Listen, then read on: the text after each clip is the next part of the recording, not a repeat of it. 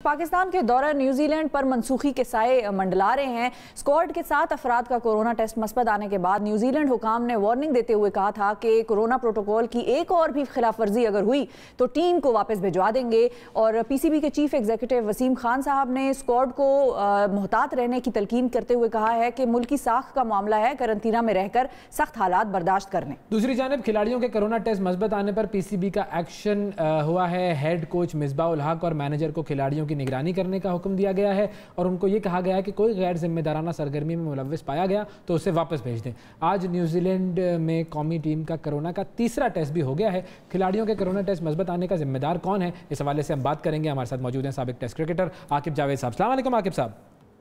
वालेकुम अस्सलाम।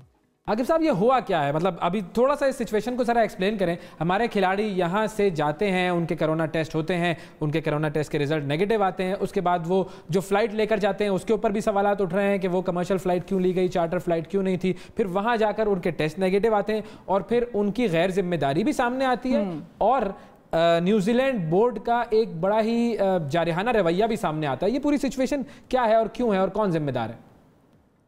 देखिए, इसमें चीजें मैनेज करनी तो बेहतर तरीके से हो सकती थी, क्योंकि आपके जो 10-12 जो ऐसे प्लेयर्स थे जो इकोनॉमी में सफर कर रहे थे। और आपको पता है, जब आप यहाँ से दुबई जाते हैं, फिर वहां से आप फ्लाइट चेंज करते हैं, फिर कोलंबोर रुके हैं, ये वहां से फिर आगे गए हैं, तो जब इतना ज्यादा इंटरेक्शन होगा तो डेफिनेटली अफेक्ट हो सकते हैं प्लेयर्स। जिस तरह से इंग्लैंड का टूर था, उसमें अब ये बात कह रहे थे कि वो जो फ्लाइट्स थी वो इंग्लैंड ने अरेंज की थी, तो आप भी तो न्यूजीलैंड को कह सकते थे कि इन हालात में आपकी सीरीज है, बिकॉज इससे जो भी पैसा मिलना है या फायदा होना है तो वो न्यूजीलैंड को मिलना है। तो उनको बोलो कि भाई ये हमारी डिमांड है, अगर आप इस तरह से हमें बुलाते हैं तो फिर हम आएंगे। और दूसरा, फिर जब वहां जाके आपके टेस्ट आ गए पॉजिटिव, क्योंकि न्यूजीलैंड एक ऐसा मुल्क है जिन्होंने इतनी मेहनत करके इस कोविड को, उनका 0 टेस्ट है, तो अब उसमें क्रिकेट बोर्ड और उनकी जो गवर्नमेंट और आर्मी जिस तरह से काम कर रही है, उनके लिए क्या इतना जरूरी होगा कि कुछ मैचेस हो जाए और कोरोना जो है वो दोबारा से उनके मुल्क में आ जाए। तो आई थिंक कि ये प्लेयर्स की तरफ से भी बहुत गैर जिम्मेदाराना रवैया अपनाया गया। मैं देख भी रहा था टीवी के ऊपर, वो एक कुछ आगे किसी के बाल बना रहा है, कोई कुछ कर रहा है। आकिब साहब, ये बताएं कि कोरोना तो चले किसी को भी हो सकता है, मैं भी एहतियात तो कर रही हूं, लेकिन अगर मुझे कोविड हो जाएगा तो इसमें मेरा कसूर तो कोई नहीं है। इसी तरह उन खिलाड़ियों को भी हम तब तो ब्लेम नहीं कर सकते अगर वो एहतियात कर रहे थे और यहाँ पर भी उनके टेस्ट हुए, वो नेगेटिव आए, फिर वहाँ गए तो भी वो। सवाल यहाँ पर यह है कि जो बयान न्यूजीलैंड की तरफ से दिया गया कि अगर तुम लोगों ने एहतियात ना की और मजीद खिलाफ वर्जियाँ की तो तुम लोगों को वापस पाकिस्तान भेज देंगे, इस पे हमारा जो अपना रद्द-ए-अमल आ रहा है, मिसाल के तौर पे शोएब अख्तर साहब कहते हैं कि ये पाकिस्तान की कौमी टीम के बारे में आप बात कर रहे हैं, ये कोई क्लब की टीम नहीं है, तो वो उल्टा बरहमी का इजहार कर रहे हैं न्यूजीलैंड पे। और ये भी हमने खबरें सुनी कि टीम जो है वो मिंगल अप हो रही थी, लॉबी में मिल रहे थे खिलाड़ी, हमारे बैठ के बातें कर रहे थे, गपशप लगा रहे थे, तो SOPs को फॉलो नहीं कर रहे थे। तो अब यहाँ पर गलती किसकी है? क्या हमारी टीम के लड़कों की है या सीनियर्स की है, जिस तरह वसीम अकरम साहब या शोएब अख्तर साहब या इस किस्म के लोग जिन्होंने उनको समझाया नहीं, बताकर नहीं भेजा और उल्टा उनकी बुरी या किसी गलत काम पर उनको अब सराह रहे हैं या उनका साइड ले रहे हैं? तो आपको यहाँ पे किसकी गलती नजर आती है, न्यूजीलैंड की या पाकिस्तानी खिलाड़ियों की? देखिए, न्यूजीलैंड की क्या गलती है? आपको पता है कि पूरी दुनिया में अब ये कोई नई चीज तो है नहीं कि जो कोई कहे कि जी मुझे पता नहीं। ये इंग्लैंड में भी होके आए, अभी PSL में भी बबल में थे। बात तो सिर्फ इतनी है कि आपने जो डिसिप्लिन हैं उनको फॉलो करना है। अगर आप डिसिप्लिन किसी भी तरह का तोड़ते हैं तो डेफिनेटली वो जो मुल्क जिसने इतनी बड़ी कामयाबी ली है, जो कोरोना फ्री कंट्री बन चुका है, और वो इनको सिर्फ ये कह रहे हैं कि आपने 3 दिन आइसोलेशन में रहना है, उसके बाद आप प्रैक्टिस भी कर सकते हैं ग्रुप्स में, और आफ्टर 14 डेज आप रेस्टोरेंट्स में भी जा सकते हैं, आप सिटीज में भी जा सकते हैं, मार्केट्स में भी जा सकते हैं। Just about responsibility. ये अब वसीम खान साहब ने इनको समझा कर नहीं भेजा था क्या? अभी तो उनका बड़ा बयान आया है कि जी वो समझा रहे हैं और कह रहे हैं कि जी आप लोग ऐसी गैर जिम्मेदारी का मुजाहरा ना करें, लेकिन जब ये जा रही थी टीम तो उस वक्त उन्होंने ना वो चार्टर फ्लाइट अरेंज की, ना इन खिलाड़ियों को समझाया, तो फिर ये ब्लेम उन पर आएगा क्या? देखिए, एक तो चीज जरूर है कि जब निगोशिएट कर रहे थे तो उसमें जो चार्टर प्लेन के ऊपर बात होनी चाहिए थी, वो उनकी अपने अपनी गवर्नमेंट से बात करनी चाहिए थी न्यूजीलैंड वालों को कि हम एक पाकिस्तान की टीम को लेके आ रहे हैं, तो उसके लिए हमें जो है चार्टर्ड प्लेन्स जो है वो लेने पड़ेंगे, उसमें थोड़ा पैसा लग जाएगा, बट उसका फायदा भी तो आपको ही होना ना, न्यूजीलैंड क्रिकेट बोर्ड को ही होगा। और उसके रिटर्न में अभी तक उन्होंने भी प्रॉमिस नहीं किया कि हम 2021 में आप रिटर्न टूर देंगे।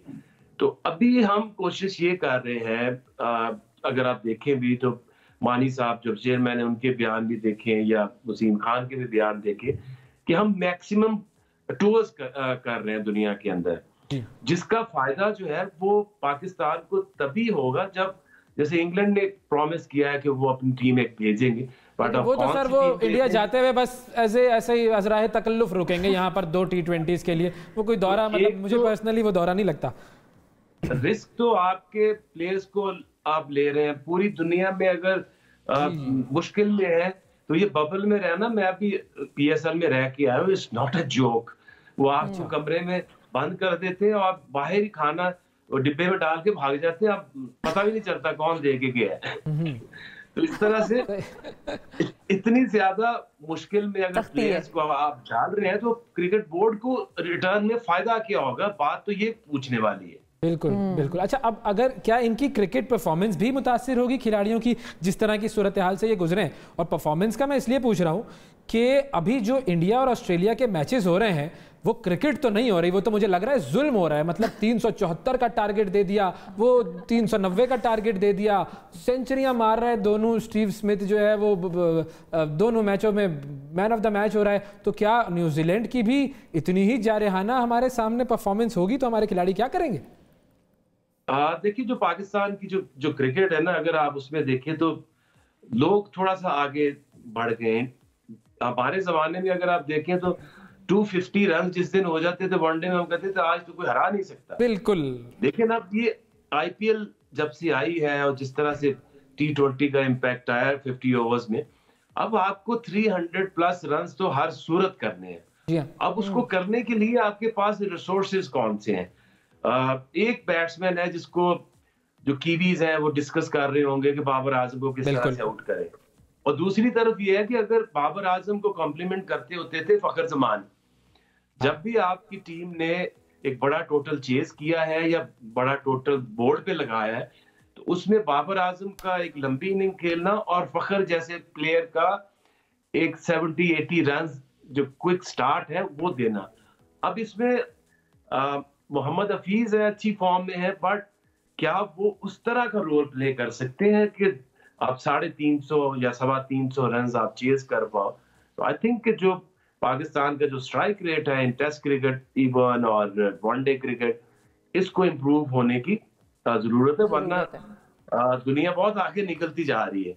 मुझे तो डर लग रहा है ये मैचेस देख कर ना, मुझे तो वैसे ही वाकई डर लग रहा है, सही बता रहा हूँ मैं आपको। आपको क्या लगता है कि ये जो हमारे मैचेस हैं 2 T20 भी होंगे और टेस्ट मैचेस भी होंगे, आपको क्या लगता है हम कुछ कर पाएंगे? हौसला दें आकिब साहब ओवैस को, और लोगों को भी जो ओवैस की बात सुन के घबरा गए हैं। देखिए, उसमें आपकी जो बॉलिंग ऑप्शंस है वो बेहतर है, क्योंकि हारिस भी है, शाहीन है, वहाब है।